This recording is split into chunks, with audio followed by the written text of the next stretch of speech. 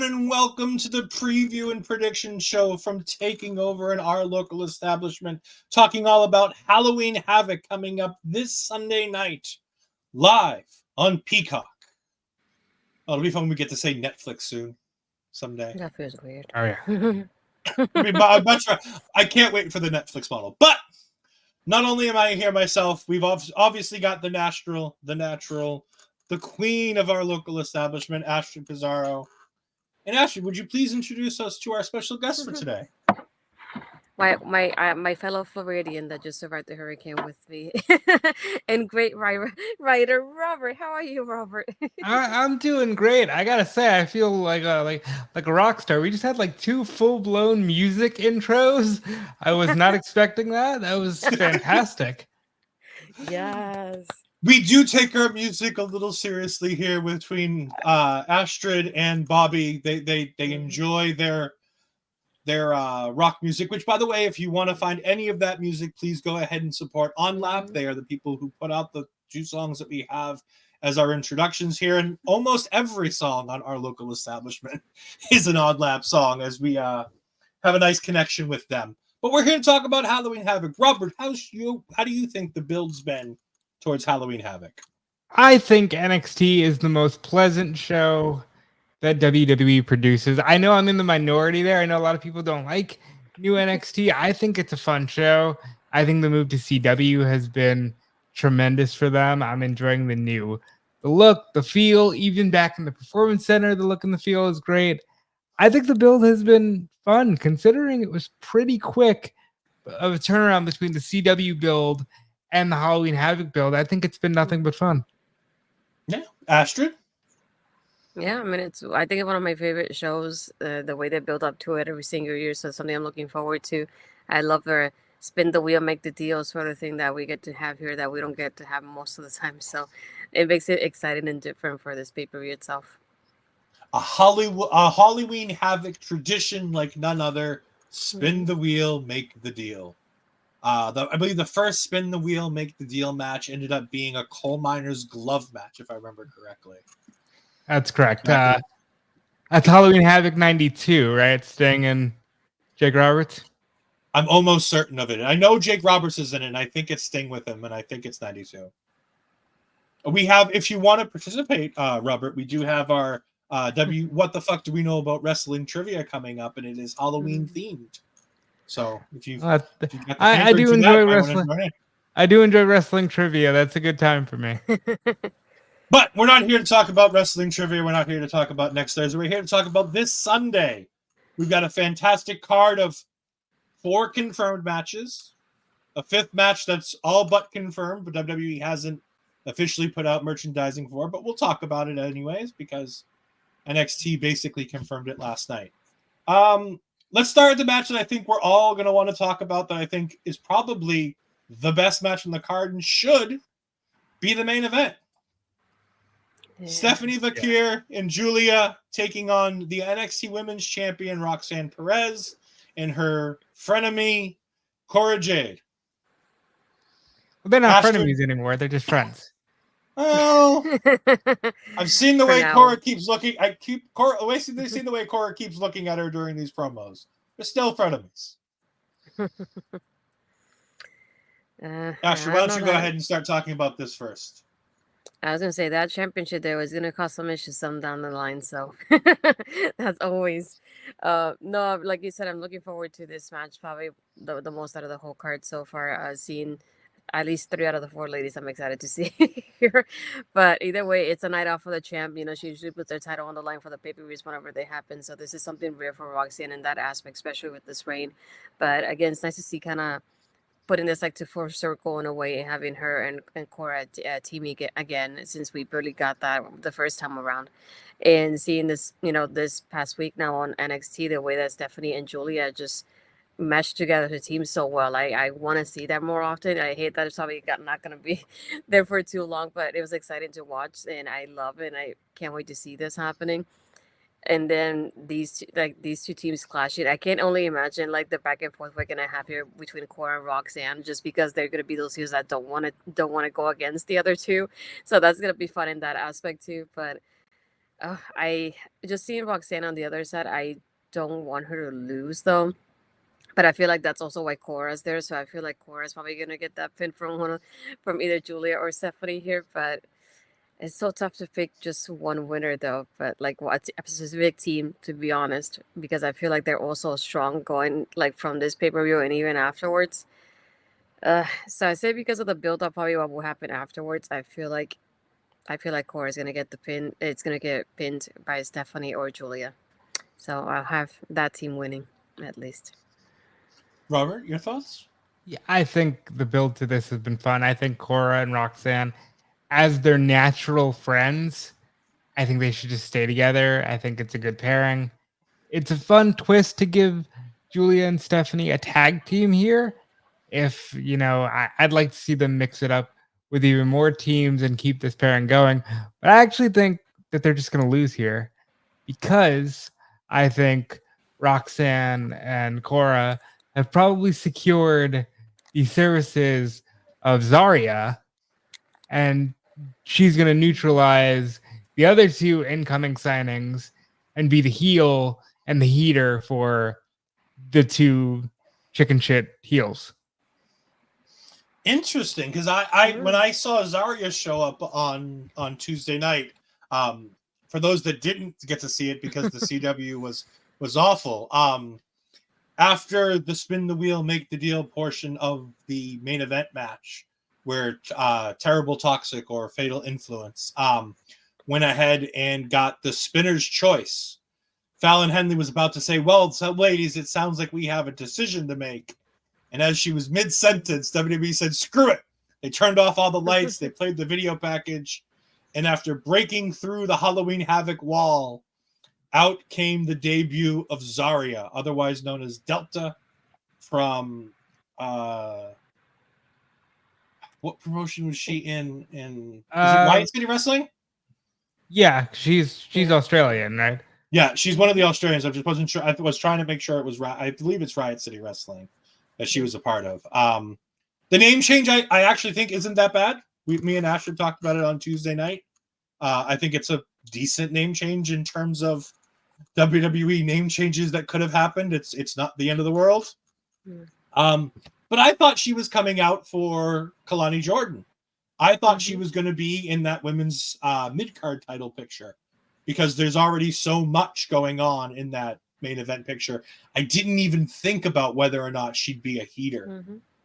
I'm still going to go with generic wrestling booking.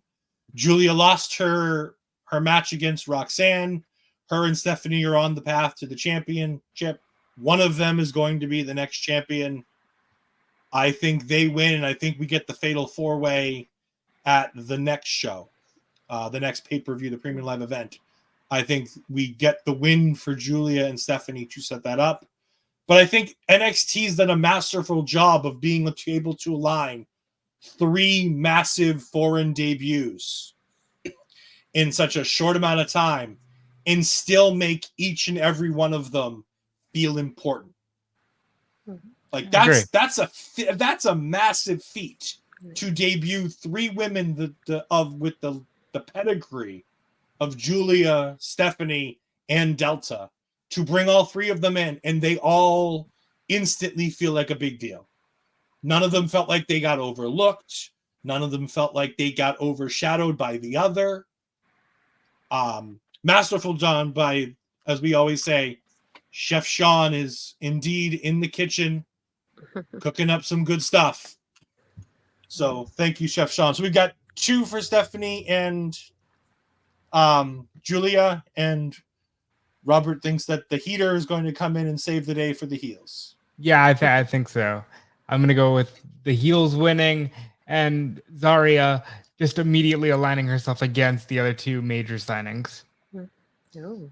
That like I said, I didn't think about it beforehand, but I'd be okay with it. Yeah. It just feels weird to think that Giulia's come to WWE as big a star as she is, and then loses 2 out of her first 3 matches in the company. There's going to be some talk, if it does happen, there's going to be some talk of, you see, they just can't put over outside made talent. I don't think it's the end of the world, honestly. Oh no, I don't think it's the end of the world either. But if she loses 2 out of 3, we know that that's going to be the talk coming out of the show. Yeah. Is what is WWE doing? Are they already fumbling Giulia? Right, because if you're not winning, then you can never win again, and you're a loser forever. If you lose 2 out of 3 matches, you're completely buried, and you can never win anything. Never. The IWC. Never change. Speaking of things that sound like it came straight out of the IWC, Tony D'Angelo, the North American champion, defends his title against Femi in a tables, ladders, and scares match. And on Tuesday night on NXT, Tony D'Angelo petitioned Ava and was granted that this match is now tables, ladders, and chairs are legal, but it needs to be ended by a pinfall. Now, right off the bat, I'm going to ask you, seriously, if you were in a fight with this large man and someone said to you, you can win said fight by climbing a ladder, in what logical reasoning does the guy who has to take on the giant go, no, I want to have to keep him down for so long that I can pin him again? If you were going to do this, which I don't think you should have for many reasons that I'll get into, but if you're going to do this, it should have been Femi says, no, I'm not climbing a ladder. I'm not giving him the easy out. He's got to try to pin me again because he won't do it twice. And then I think he should have kept the stipulation because he shouldn't do it twice. Yeah. He shouldn't have even done it once. But, for that alone, honestly, I was going to say, if we'd have done this last night, I would have said Tony D is probably retaining. But with the pinfall stipulation, I got to go. I think Femi is going to win the title back because there's no reason for him to be pinned 2 times in a row. Yeah, this gives me Hell in the Cell 2019 vibes. And that's not a good thing. No, I was going to say, Astrid, do you remember what happened at Hell in the Cell in 2019? No. How did I remember? This is the match that ended with The Fiend having a no contest inside Hell in the Cell. Yeah. And that's what this match gives me vibes of. We're going to change the rules of a match that we've always done a specific way. Like, this isn't a steel cage match that they're like, you can't escape the cage. Because that's fine. That's a part of steel cage matches that used to be that we've lost that we could bring back in.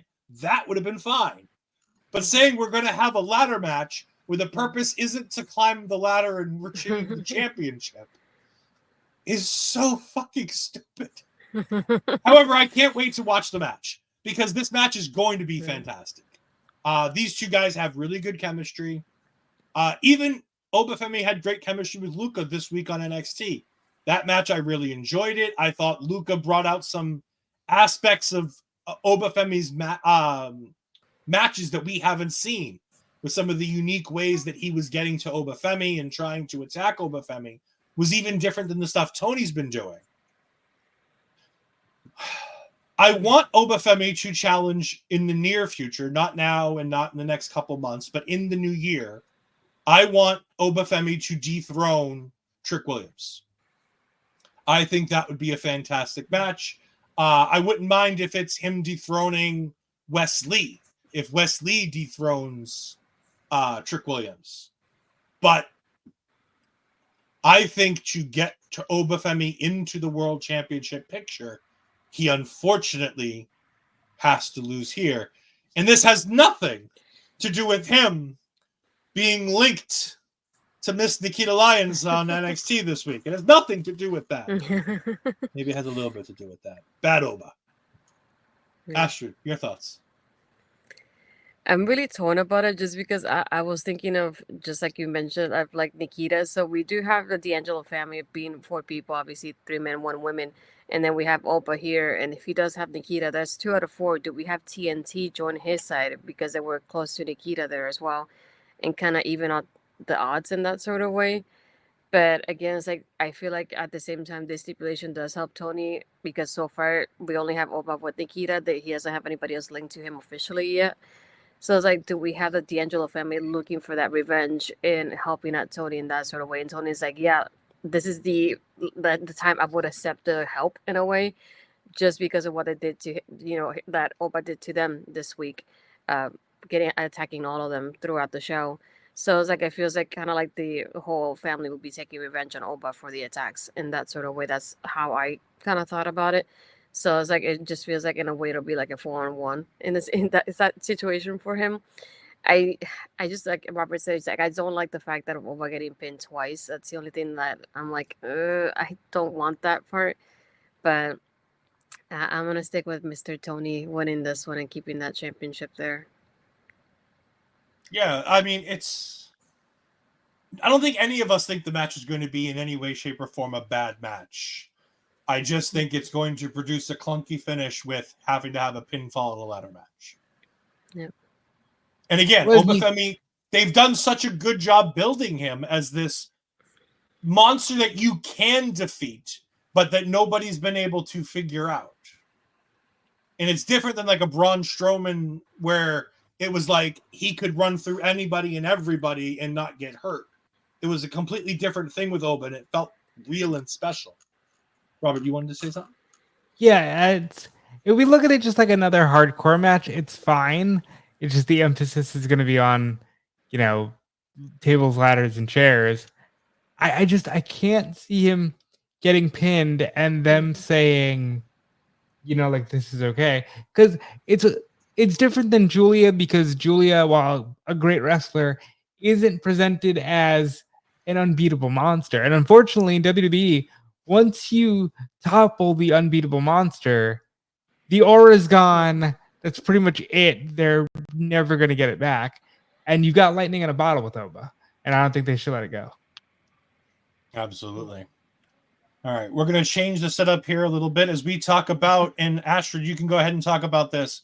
Spinner's choice for the ladies in Fatal Influence, as one member of Fatal Influence will take on the NXT North American Women's Champion, Kelani Jordan.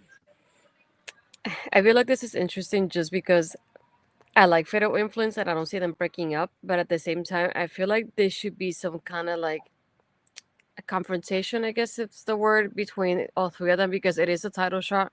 So it's like I see it going to one or two ways. The first thing will be like getting that like kind of like they have that argument of like I deserve it, and it's like, and you have three heels obviously with three egos here, so who's gonna actually get that title shot? So that part, if they do give us how they pick the member, I think that will be interesting. But also, like Ed had made me think about it after the show on Tuesday, just thinking of what if they pick that they all go against her. And for me, this is when Zarya comes in, just because I was thinking like based on her appearance after the show, I was thinking maybe she'll want to kind of destroy the members of Fatal Influence, make her look like that badass monster that she is, and then take that championship from Kelani herself. That's what I was thinking as well. Thinking about the fact that she was like, no, I'm gonna take all three of you out, and then I'm gonna take the title shot for myself. And that's how I was thinking of like introducing her to the women's division here by having her against Kelani, probably in the next pay-per-view or so. So that's that part that I was like torn about. So at that moment right now, I would say I'm having Kelani retain, with Zarya being a factor in it because she wants to be inserted and getting that title for herself later on. Yeah, I don't know if like. All right, so they crammed too much shit in at the end of last night's show. Because first of all, the original gimmick was, hey girls, you gotta beat Giulia and Stephanie to earn a shot at Kelani. Then like halfway through last night's show, they said, never mind that we said that. Yeah. We're just gonna do the match, and then we're gonna spin the wheel, and it's Spinner's choice. While adding the deal of it's also the group's choice of who fights her, so they have to pick the woman and the stipulation. Now, I originally thought, okay, they're just going to choose a handicap match, maybe handicap trick or street fight, so we can get the candy corn, kendo sticks, and all that stuff. I think it would be asinine for them to go, yeah, she's not with us, but we want this monster to beat you. Because then you're not, like, it behooves none of them. They're not going to take it off Zarya. I think your best bet is some 3-on-1 gimmick, and then Kelani wins, and then eventually loses it to somebody else. Maybe Zarya, if Zarya is not with Cora and Roxanne. But I think Kelani has to retain here. Yeah, I think it's absolutely needs to be Kelani Jordan. My fun thing is I still don't know if it's going to be Fallon or Jacy. Like I said, I still think it ends up being all three of them, because I think the smartest thing they could do is if they don't have to choose something on the wheel, then it makes no sense for them not to choose a triple handicap match. 3-on-1 handicap match. Let them try to get away with something silly like that. But I think Zarya coming out during that portion, I don't think she's part of this match. I don't think that they try to introduce her into this match. But I absolutely think that them debuting this in the same portion segment and looking up at Kelani means that she's coming, like I said, in my opinion, I think she's coming for that North American Women's Championship. I think Kelani wins, because I think she would put over Zarya better than any member of, as I call them, Terrible Toxic, the Terrible Trio. But like I said, it's got to be Kelani. She's been doing so well with this going into this. I see no reason not to just have her win here. And I know it sucks for Fatal Influence, because story of their lives, they can never win the big match when they need to as singles individuals. But I mean, what else do you do? Do you take the title and put it on Fatal Influence to move it to Zarya? Do you put it on Jada Parker, Lola Vice? Like, who then takes it off of a member of Fatal Influence? Because I don't see a long reign from them. I think Lola or Jada, honestly, is a good shout. I think, there is Zarya. It's a stacked division, but it's also a division that's so full of people that need more seasoning, that you look at somebody established like a Zarya and you go, okay, her right now, just do it now. But also you've got Jacy and Fallon, and I think they're overdue. Look, they're overdue for either strap them up or put them on the main roster. Like, at some point, like, they don't need to be in this brand forever without winning some kind of accolade. They don't need to hold it forever, but there should be some kind of accolade. As long as if they bring them up to the main roster, they give them the Zoe Stark and Lyra Valkyria treatment and not the Kiana James treatment. That's true. Oh, whatever happened to Kiana James? She got hurt. She's had some procedures done. She will apparently be back. I think she picked up, if I remember correctly, it's a knee injury, and she's getting a couple other things tended to while she deals with her. I'm almost certain it's a knee injury. But like I said, this will be fun. This will be fun. Yeah, I'm like, just put her picture on a milk carton, because she's missing at this point. Yeah. Well, she's not as we can't put her on the milk carton, because that's the gimmick we have for Ring of Honor and Where Are Their Champions. So, well, no, you don't need the carton for that. They're there every Wednesday and Saturday night on the AEW programs, and I could go on and rant for that for forever. We got like 3 more matches to cover. Well, we really only have 2 more matches to cover. So while we get there, Robert, why don't you go ahead and talk about this while I reset the screen again? Devil's Playground between Trick Williams and Ethan Page. For anyone unfamiliar, like I was, this is a Falls Count Anywhere match. That's what this is. It's called Devil's Playground because Halloween, I guess. But look, I think that this feud has overstayed its welcome. I understand what they're doing, putting Trick with the veteran Ethan, but I want to see them mix it up with other people. Ethan's been in NXT for a while, and he's really only feuded with Trick Williams and Oro Mensah, and there's a weird discrepancy of star power between those two names.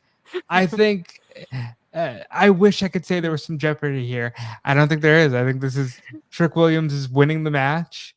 This will be a big moment for him, and he can move on to a Wesley. There's that roster stack. There's Wesley, Javon Evans. If they ever want to bring up Fraxium, those are two great singles guys. There's other people, and I think Ethan needs to move on. But unfortunately for him, he's not moving on with the belt. Astrid? As much as it pains me to say, this is Ethan's probably last match in NXT. I could, like, after seeing the last show and him talking to Triple H, I kept thinking, he's not gonna be here for too long. As much as I NXT is the brand that I watch the most out of WWE, so I love seeing him on a weekly basis. So, but at the same time, it's gonna be bittersweet because I know he's going to bigger and better things, and he deserves it after everything he's been through. So I'm just hoping that he does get the treatment he's getting here, but in the main roster as well when he does. But yeah, I feel like this is gonna be one of those, like, I see Trick still retaining the championship. I don't see a point of Ethan winning the championship again. Hence why it happened when it happened. I feel like we do like Trick chasing the title, but I'm like, now that he has it, we might as well give him that reign that he beats a couple people on the way that we didn't get last time. So I feel like he deserves that as well. So yeah, I'll keep with Trick retaining and Ethan probably having the last match in NXT. Yeah, I mean, I'd love for the. This is kind of why I don't want this to be the main event, because it's a Falls Count Anywhere match. It's fine. It's Ethan versus Trick, which will be fine. But like we saw the CW debut, they only kind of put on fine matches together, and we've got a banger match between three incredibly talented women in Cora Jade that could be main eventing this show. At the end of the day, it's Trick. I think Ethan has all the potential in the world. I think WWE has seen that there are ways to maximize the potential of an Ethan Page. There are ways to make Ethan Page feel like an incredibly big deal. And I'll be happy when NXT or WWE main roster goes ahead and sees that, because I can see him fitting into similar roles that Carmelo Hayes is fitting on SmackDown right now on the Raw side. I think that putting him up against matches with Damian Priest, putting him in matches with Braun Breaker, I think that there are some fun matches to be had with him on the Raw side, especially if Seth Rollins is going to come down and work with the mid-carders for a little while. I mean, Ethan Page versus Seth Rollins could be a whole bunch of fun. Yeah. I think there are things to do with him, but unfortunately those things don't involve him still being in NXT. And that's what I think we're stuck at. At the same time, though, they have a tendency to keep people in NXT for way too long. And unless Ethan Page is just guaranteed, like, no, I want to go up to the main roster, kind of like the Machine Guns, how they're like, no, we want to be WWE superstars. And I think Ethan's earned that, but I'm not sure if NXT is done with him yet. Are they going to Braun Strowman him? We're not done with you. I think they could for quite a while too. I mean, I'd be down. Like, I'm not saying I want to get rid of him. I'm just saying that with the push that he's gotten, with the names that he's been associated with so far, I could see him very easily going to the main roster and having a bunch of success there. But if he stays in NXT, I think that there are people that he can work with that it will work out well for him. I agree. I think the Punk thing is right there. And I know if anybody remembers, Ethan Page was in the Firm because Punk wanted to work Ethan Page. So they'll get around to that. I'm putting the final touches on our last graphic because WWE couldn't be bothering to give us a real one, so I'm making a fake one. So give me one moment. All right. Yeah. I don't know where we're going to put us on this graphic. I just thought about that now after I made it. But I don't know. Uh-oh. We'll just cover Ridge. Oh, hold on. Oh no. Again, the no, we've Andre covered smile is Ridge. freaking me out. Andre Yeah. Chase looks like he's unaware that he's about to be struck by an ambulance. Which Yeah, might be Andre. a good that might be a good metaphor for this match. Yeah, Robert. So, as you're saying, why don't you talk about Andre Chase versus Ridge Holland in an ambulance match? I'm gonna start with something that won't happen, which is my dream for this is that Big E pops out of an ambulance and beats the hell out of Ridge Holland and is healthy and can wrestle and all is right with the world. This is fine. I'm over Chase U. They need to do something else. Ridge Holland, it's all very fine to me. This is all very mid, this particular portion of the show. And I don't know if, what's the gimmick here? Oh, they all help put Ridge in the back of an ambulance, or does Ridge just hospitalize Chase again? I think you got to go with Chase winning. But at the same time, I don't know if I want to hurt Ridge. But I think, gun to my head, my choice would be Andre Chase manages to pull out the victory. So I want Andre Chase to win. I'm a very big fan of Chase U. I have always been a big fan of Chase U. Somebody I've not always been a big fan of, and longtime viewers of Taking Over will know this, Thea Hale. Not always been the biggest Thea Hale fan. I kind of want to see the heel turn from her in this match. I wouldn't hate Thea Hale turning heel on Andre Chase and helping Ridge Holland win this match. She's the one who believed in Ridge the whole time. She's the one most hurt emotionally, not physically, by Ridge turning his back on Chase U. She's the one who's always been kind of the one who we all think is going to leave Chase U. It would make sense if she's the one to turn her back. They're about a year and a half overdue for this, I think. Well, yes, I agree. It should have been done a year and a half ago. After he cost her the women's championship. Mm-hmm. But I don't know, Astra, what do you think? The one thing I would like to see here, though, is even if we don't get that Thea heel turn, I take that aside because I want that to happen. I just want her to get physical with Ridge somehow because she's the only one that hasn't been able to get some sort of revenge on him in that aspect. I would like for her to be like, I'm so angry at you for what you did after I was the one that kind of welcomed you in here and told the guys to give you this opportunity, and then this happened. So I would just love for her to get physical in here somehow and hit him with something at least to help out Andre during the match. That's one thing I would love to see. That's the one thing.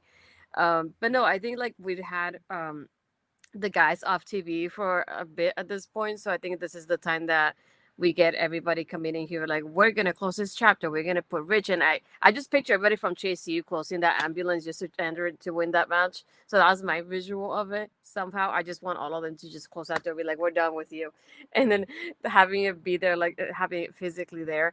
But I definitely want Thea involved in here somehow because you see it every time she beat up, every time that Rich beat up one of the guys, you could see her always no, stop it, don't do this. You can hear her yelling more than anything, but you don't get her involved. But at the same time, she's the root of this happening to begin with. So it's I really want her to get involved in there. So I would love to see something like this. But I feel like this is the moment that you have Andre win with the help from all the guys returning at this point. And who knows, I might maybe have the rest of the students that we had in just closing the door too, just because we want Rich to go and do something different than Chase U. But I do have Andre winning with the help of the group. Yeah. And so Halloween Havoc is this Sunday night. We're going to talk about one more bit of potential because there is one, we all agreed there's one potential match that could end up on this card. Should NXT want to extend it more than a 5-match card. Lola Vice versus Jada Parker in some form or fashion, whether it is a singles match or whether it is a 6-person tag with Hank and Tank and OTM joining in.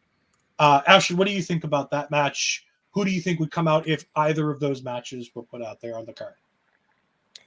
I feel like that's something we could, if they do some sort of like pre-show, I feel like something that they could do in there as well. Just do some kind of like 10-15-ish kind of minute match. I do see more like Jada and OTM winning that if that were to happen. I do know that Lola has like, I don't want to say momentum, but she has a star power that the other guys in the team don't. Versus I feel like with OTM they need that win, and with Jada and their side, I feel like she's been, I don't want to say it, it just she's that kind of like pathway on the streak, and that streak that she's getting so popular, you don't want her to lose, at least not yet like that. So if it were to happen, I'll definitely pick OTM and Jada winning the match. I think it'll be interesting to do that, have that match. If not, happen maybe the next week after Halloween Havoc. But I think it's something that needs to happen sometime soon. They should. I wouldn't do it now because you didn't announce it. You should have announced it. But this should end with them eventually doing a fight, not a fight pit. The NXT Underground gimmick for these two. I think that's what needs to happen. I would prefer to. I'd rather them sit out than do the 6-person because I think that would hurt.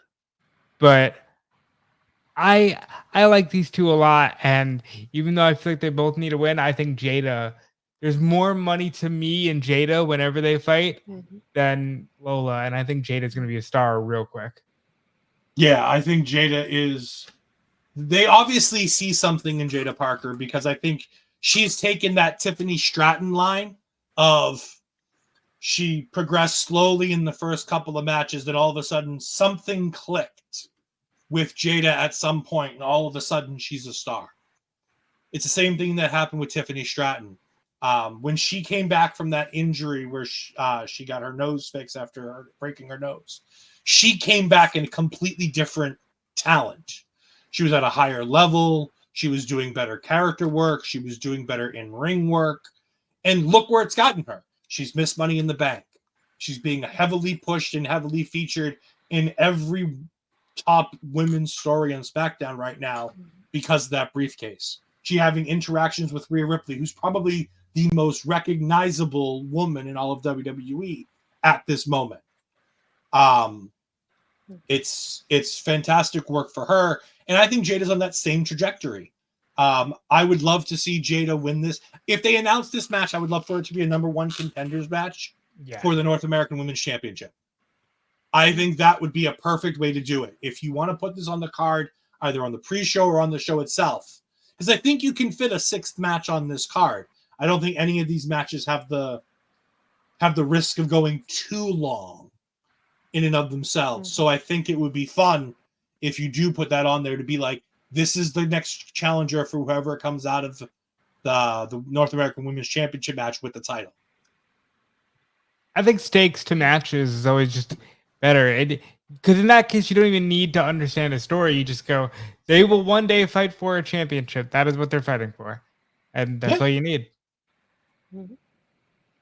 But overall, it seems like a good card. We all seem excited about it. Please don't forget after the show, after the Halloween Havoc show, to come back here and join me and Astrid as we're joined by Megan. She's going to be joining us for the post show. We are very excited for this. So please make sure that you go ahead and follow us after the show. And if you want to hear more about what Robert does, you can go ahead and he can tell you where to follow him, actually. Yep, you can follow me everywhere on social media at DeFelice. You can see it on the screen. And you should check out my writing every single day of the week on Fightful.com with Sean Ross Sapp and the rest of that great team. And yeah, I hope I get to come back here soon. It was a lot of fun. Absolutely. Doors are always open. Just go ahead and bug Astrid and she'll give you a key to let you in. Astrid, what else do you... Oh, go ahead. I was going to say, I think I need to do that more often. Yes. I tell all the guests who we enjoy here that the doors are always open to bug Astrid and she'll get you in. Don't you worry. But Astrid, speaking of bugging yourself, where can people bug you on the social media superverse? I don't want people bugging me though. No. Oh, they're going to bug you. Don't worry. They'll be like Conan in your DMs trying to get you to watch his podcast. Jeez. I left it on my request folder. That's fine. You can find me again doing the Bad for Glory post on our local establishment. I'll be joined by Mel Ball, my tag team partner Mel, and maybe Kiwi So Cool, maybe she would join us there. So, and like I was saying, with the graphic Meg is joining us for the Halloween Havoc post. Very excited to be talking about that too. You can find me again every Tuesday with Ed doing a takeover, as well as we talk about NXT on a weekly basis. You can also find me on my YouTube channel, which is like my name, Astrid Pizarro, and you can click on that bell to be notified when I upload or go live. Again, and that sits in the bottom ticker. Twitter, Blue Skies, Astrid Pizarro, and then Instagram and Threads, Astrid Pizarro 20. And of course, if you want to support Astrid more directly, you can go ahead and go use this affiliate link where you can get all the same great deals on all of your wonderful WWE merchandise if you so choose, including that wonderful toilet paper with Dominic's picture on it if you want to just shit all over Dominic on a daily basis as opposed to once a week when he's on Raw. And if you want to support her on another way, you can go ahead and get this wonderful t-shirt modeled by the wonderful Melball Collins and Mike the Ref, who is doing an AEW watch along probably right now because AEW is always on and he's always doing watch alongs for him.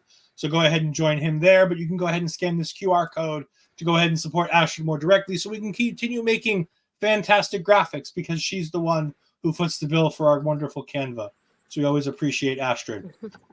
You can find me on Twitter at edfries12584. You can find me on Twitch at twitch.tv/edfries2002. Remember that every week you can catch me on Marvel Talk right now as we're talking all things Agatha all along. When this airs, you'll be able to catch our episode 7 review that we did on Wednesday night, which is not yet done as we're recording this because we're recording it on Wednesday night before Agatha all along airs. So, whoops. You can also catch me, like Ashton said, every Tuesday with her as we go ahead and do Taking Over. We talk all things NXT. And again, you can catch me this Thursday night as we go ahead and do the Ring Respect Radio. What the fuck do we know about wrestling trivia? I'm going to be Quizmaster this month as we're going to put Bobby Munson, Papa Smokes, Auntie Collins, and Kimmy Sokol in the seat as well as all the viewers. And if you go to the Twitch or the YouTube side, you can compete for either Twitch Trivia Championship belt, whichever brand that you choose to go on, or both if you want to get spicy. Go ahead and join us. It's all Halloween themed this week for the wrestling trivia, so go ahead and enjoy that. It'll be a lot of fun. Until next time, we'll see you next time. Goodbye. I am in misery.